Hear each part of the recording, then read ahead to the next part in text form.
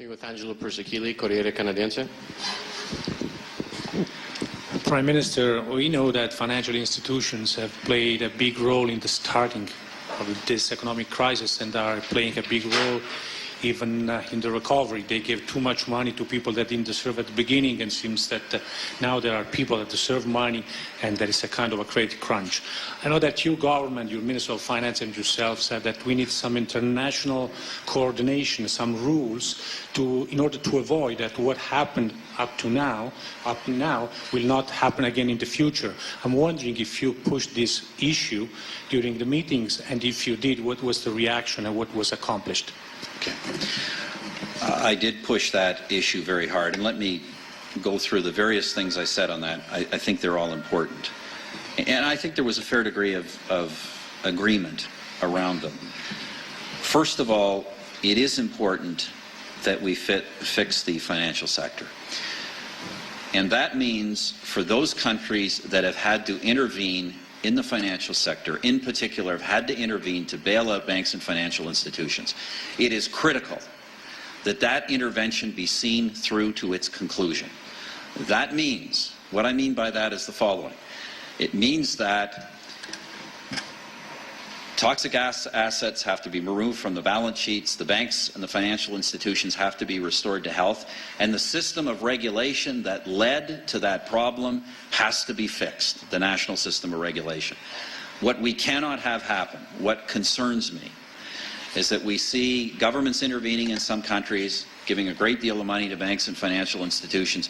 Banks and financial institutions do short-term fix to their balance sheets and then say, we want to give the money back to government and now get out of our lives.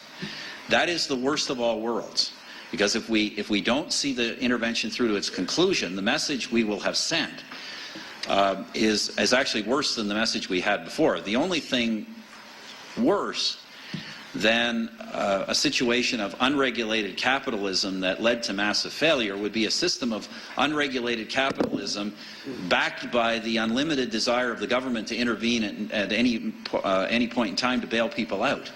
You can't have that. The bailout, the situation that led to the bailout has to be fixed. We have to be able to allow institutions that are particularly badly run to fail without having systemic failure. So that's very important. I was very clear on that.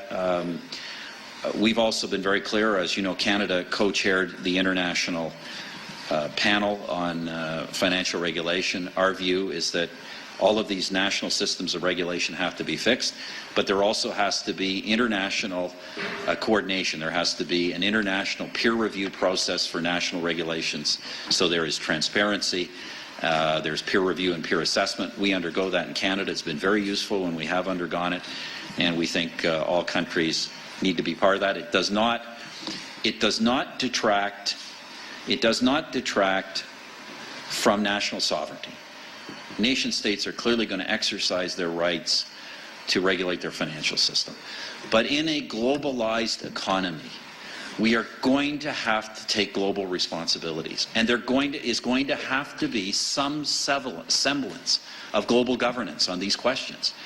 We can't operate where major financial systems are operating in a manner that is not transparent because it infects the entire global economy. So that problem does have to be fixed.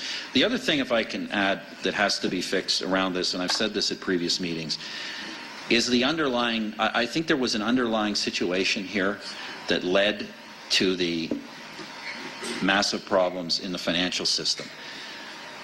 And that wasn't just the poor regulation of the financial system. It was that we have had a system of global imbalances, where the American consumer was sustaining global growth on the basis of unsustainable consumption, financed obviously through American financial institutions, but also financed through excessive surpluses, excessive rates of savings in other countries. And that has to be corrected. Countries that have been in massive surplus have to start increasing their domestic demand to sustain global growth. And as President Obama said very forcefully at this summit, very correctly, the American consumer cannot go back to a zero savings rate.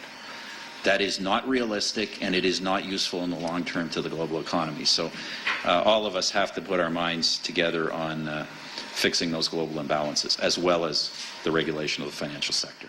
We're all going to have to give up a little bit of our sovereignty in order to make the world work.